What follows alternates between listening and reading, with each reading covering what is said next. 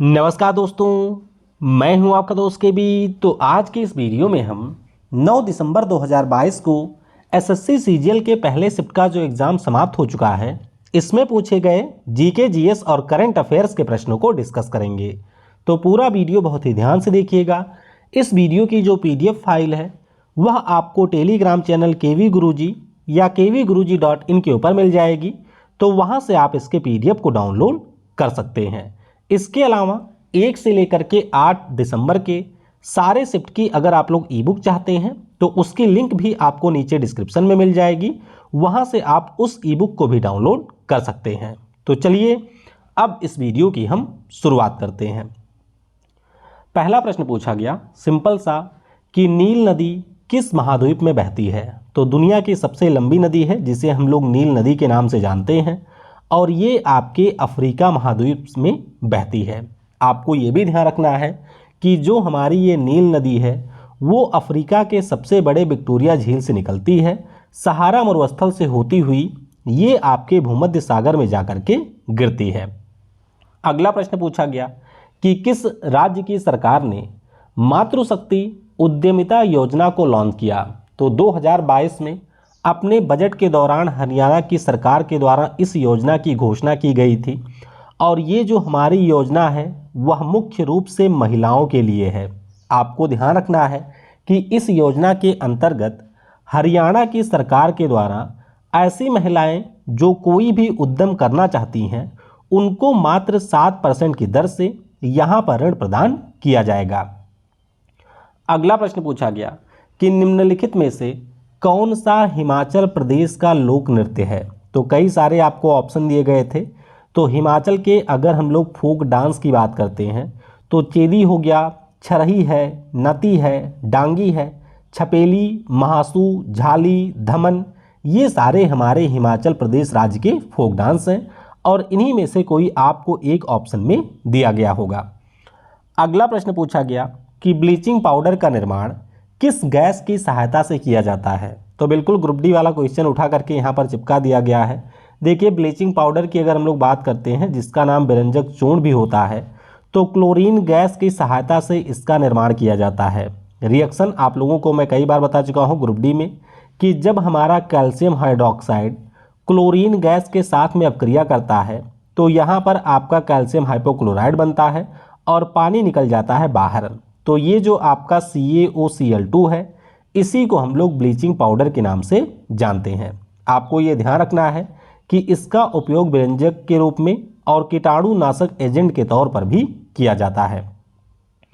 अगला प्रश्न पूछा गया कि किस वर्ष की जनगणना के दौरान जनसंख्या की वृद्धि दर में कमी हुई। अब ये प्रश्न बहुत ही अच्छा है। यहाँ पर आपको कई सारे ऑप्शन दिए गए थे जैसे कि 1961, 71, 81 और 1991। तो आपको ये ध्यान रखना है कि हमारी जो प्रत्येक 10 वर्षों की जनगणना में वृद्धि होती है इसमें कमी देखी गई थी 1991 की जनगणना में। दरअसल जब 1981 की जनगणना हुई थी तो उस समय जो ग्रोथ रेट है वह आपका 24.7% था। उसके बाद में जब 1991 की जनगणना होती है तो यहाँ पर जनसंख्या में जो वृद्धि दर है वो आपकी कम होकर के 23.9% हो जाती है। और आपको पता होगा कि 2011 की जो जनगणना हुई थी उसमें वृद्धि दर मात्र 17.7% थी। तो आपको ध्यान रखना है कि ये जो कमी है वो पहली बार 1991 के जनगणना में देखी गई थी। फिर एक प्रश्न पूछा गया कि गेलू साग के गैसों का जो नियम है इसकी खोज कब हुई थी। तो आपको ध्यान रखना है इसकी खोज हुई थी 1808 में। गैलू सॉग जो कि हमारे एक साइंटिस्ट थे उन्हीं के द्वारा 1808 में इस नियम की खोज की गई थी और ये नियम आपका पब्लिश हुआ था 1809 में। क्या बताया था इन्होंने? तो इन्होंने यही बताया था कि एक गैस के निश्चित द्रव्यमान के लिए दाब का परमताप के समानुपाती होता है। तो ये इन्होंने अपने लॉ में बताया था। एक कोई और आपका शायद लॉ वगैरह पूछा गया था। अब वो प्रश्न मुझे एग्जैक्ट नहीं मिला है। अगर आप में से किसी को पता है तो नीचे कमेंट में बताइएगा। अगला प्रश्न पूछा गया कि क्विक लाइम का रासायनिक फार्मूला क्या है। तो ये प्रश्न आपका पहले भी आ चुका है। इसका मतलब होता है CaO यानी कि कैल्शियम ऑक्साइड के नाम से इसे हम लोग जानते हैं। इसी को हम लोग बुझा हुआ चूना भी कहते हैं। इससे पहले सोडा लाइम का भी फार्मूला आ चुका है, तो आपको ध्यान रखना है CaHNaO2, ये आपके सोडा लाइम का फार्मूला है। अगला प्रश्न पूछा गया कि मुख्यमंत्री चा श्रमिक कल्याण प्रकल्प योजना किस राज्य सरकार के द्वारा शुरू किया गया है।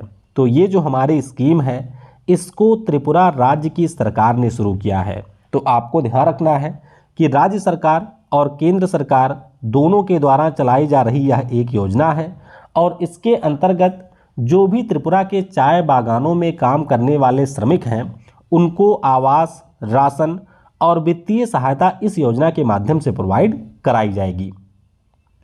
अगला प्रश्न पूछा गया कि किस कथक डांसर द्वारा पुणे में नृत्य भारती डांस अकादमी को खोला गया था। तो काफ़ी फेमस डांसर हैं ये, नाम इनका है रोहिणी भाटे। क्या नाम है? रोहिणी भाटे इनका नाम है। ये आपके कथक की बहुत ही फेमस डांसर थी और इन्हीं के द्वारा पुणे में नृत्य भारती डांस अकादमी को खोला गया था। अगला प्रश्न ये कल का ही रिपीट हुआ है, सेम तीसरी शिफ्ट का, कि वास्को डी गामा के द्वारा भारत का जो समुद्री मार्ग है इसकी खोज किस वर्ष किया गया था। तो 20 मई 1498 को वास्को डी गामा के द्वारा भारत के समुद्री मार्ग की खोज की गई थी। आपको ये भी ध्यान रखना है कि वास्को डी गामा पुर्तगाल का था और ये 20 मई 1498 को केरल के कोझिकोड जिले के कालीकट यानी कि कप्पड़ में पहुंचा था। अगला प्रश्न पूछा गया कि पद्मश्री पुरस्कार विजेता गुलाबो सपेरा किस फोक डांस से संबंधित हैं। तो वर्ष 2016 में कालबेलिया डांस में इनके योगदान के लिए इनको पद्मश्री पुरस्कार से सम्मानित किया गया था। तो आपको ध्यान रखना है कि गुलाबो सपेरा ये हमारे कालबेलिया डांस से संबंधित हैं। आपको ये भी ध्यान रखना है कि कालबेलिया नाम का जो फोक डांस है ये हमारे राजस्थान राज्य से संबंधित है और यूनेस्को के इंटेंजिबल हेरिटेज की श्रेणी में कालबेलिया डांस को शामिल किया जा चुका है। अगला प्रश्न पूछा गया कि वर्ष 2022 अंतर्राष्ट्रीय योग दिवस का विषय क्या था। अब ये प्रश्न मैं एकदम से क्लियर नहीं हूँ कि प्रश्न यही आया था या कुछ अलग था। कमेंट में बताइएगा योगा से कोई प्रश्न आया था थीम वगैरह से। तो अगर हम लोग इसके थीम की बात करते हैं तो मानवता के लिए योग इसका विषय था और ये हर साल 21 जून को मनाया जाता है। ध्यान रखिएगा पहली बार अंतर्राष्ट्रीय योग दिवस वर्ष 2015 में हमारे देश में और दुनिया में मनाया गया था। अगला प्रश्न पूछा गया कि सितारा देवी कौन से क्लासिकल डांस से संबंधित हैं। तो सितारा देवी की अगर हम लोग बात करते हैं तो ये भी हमारे कथक डांस से रिलेटेड हैं। अगला प्रश्न पूछा गया कि जनवरी 2022 में कौन सा राज्य धुआं रहित घोषित किया गया। तो ये हमारा राज्य है हिमाचल प्रदेश। आप सभी को ये पता होना चाहिए कि हिमाचल प्रदेश राज्य में जितने भी लोग हैं उन सभी के पास घरेलू रसोई घर LPG है, यानी कि उनके पास में LPG का कनेक्शन है उज्ज्वला योजना के अंतर्गत और इस प्रकार से 100% पात्र LPG कनेक्शन वाला पहला राज्य बन गया है हिमाचल प्रदेश। अगला प्रश्न पूछा गया कि भारत के उच्चतम न्यायालय के मुख्य न्यायाधीश को पद से कैसे हटाया जा सकता है। अब आपको ये ध्यान रखना है कि जिस प्रकार से राष्ट्रपति को उसके पद से हटाने के लिए महाभियोग लाया जाता है, ठीक उसी प्रकार से उच्चतम न्यायालय के न्यायाधीश को भी हटाने के लिए महाभियोग लाया जाता है। आपको ये ध्यान रखना है कि अंततः जो निर्णय होता है वो भारत के राष्ट्रपति के द्वारा दिया जाता है। अब महाभियोग प्रस्ताव कैसे पारित होता है, तो देखिए यहाँ पर सबसे पहले जो प्रस्ताव है वो हमारे किसी एक सदन में लाया जाता है और उस पार्टिकुलर सदन में इसे 2/3 बहुमत से पारित होना अनिवार्य है। एक सदन में पास होने के बाद में सेम इसी प्रकार से दूसरे सदन में भी इसको 2/3 बहुमत से पास किया जाता है और उसके बाद में फाइनली हमारे राष्ट्रपति महोदय इस पर अपना आदेश देते हैं और फिर किसी भी हाईकोर्ट के जज को उसके पद से हटाया जा सकता है। अगला प्रश्न पूछा गया कि गैर कानूनी तरीके से गिरफ्तारी होने पर किस रिट का उपयोग किया जाता है। दरअसल हैबियस कॉर्पस से आपका प्रश्न था, तो प्रश्न मैंने अपने हिसाब से बना लिया है।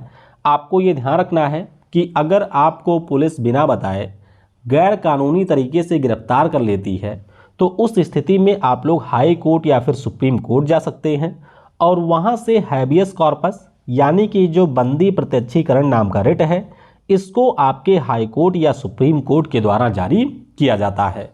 आपको ये भी ध्यान रखना है कि सुप्रीम कोर्ट के द्वारा आपके संविधान के अनुच्छेद 32 के अंतर्गत और हाई कोर्ट के द्वारा संविधान के अनुच्छेद 226 के अंतर्गत यहाँ पर रिट जारी किए जाते हैं।